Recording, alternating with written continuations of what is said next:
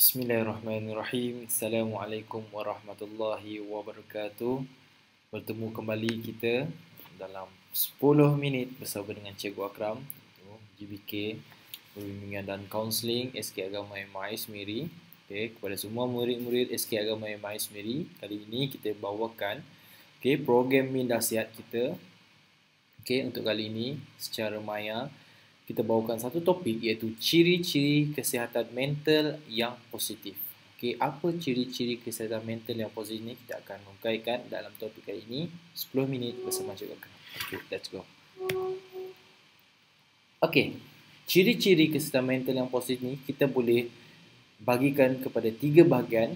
Kita fokuskan kepada 3 bahagian. Macam mana kita nak kena pasti yang ciri-ciri ini ada dalam diri kita, supaya kita boleh tahu mental kita dan tahap kesihatan mental kita ni macam mana, sama ada positif ataupun negatif. Jadi yang pertama, terhadap diri sendiri.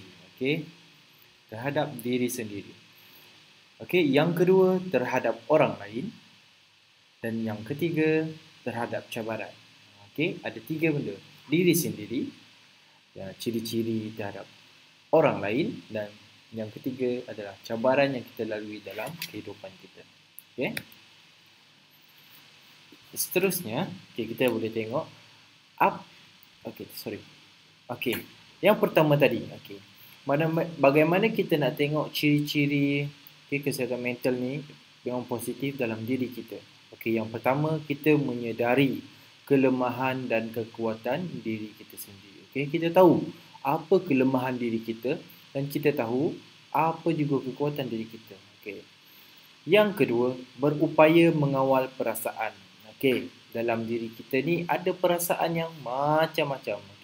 Jam sebelum ni cikgu ada terangkan emosi dan perasaan yang berada dalam diri kita.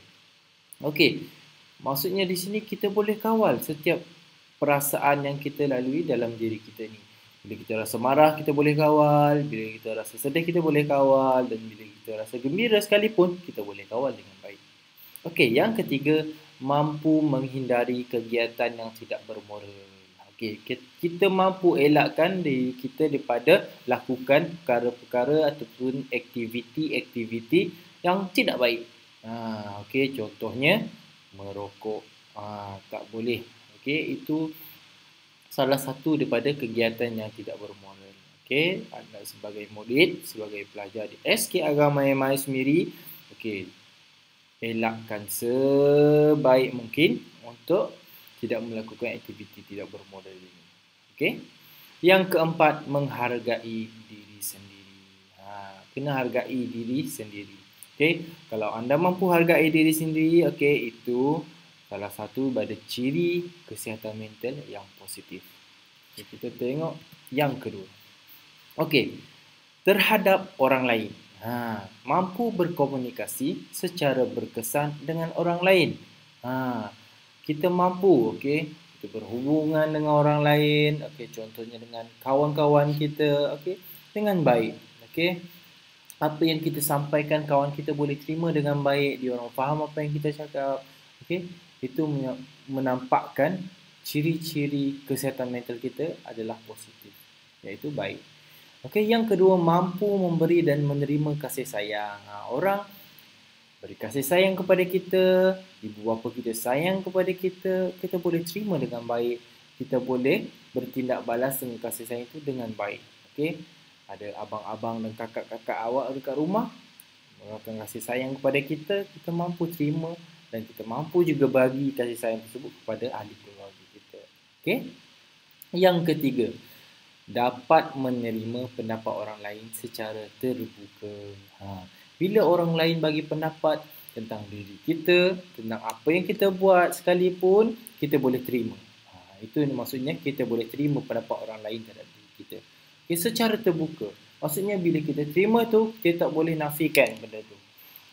Bila kita terima secara terbuka, kita tak nafikan.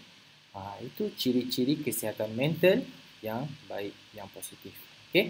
Yang keempat, tahu menghargai dan mempercayai orang lain.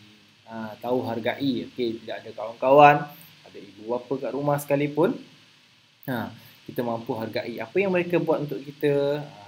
dan juga kita mempercayai orang lain. Okey, kawan-kawan kita kena percaya. Okey, dan juga ibu bapa kita dan guru-guru utamanya. Okey, kita tengok yang ketiga. Itu yang terakhir. Okey, terhadap cabaran.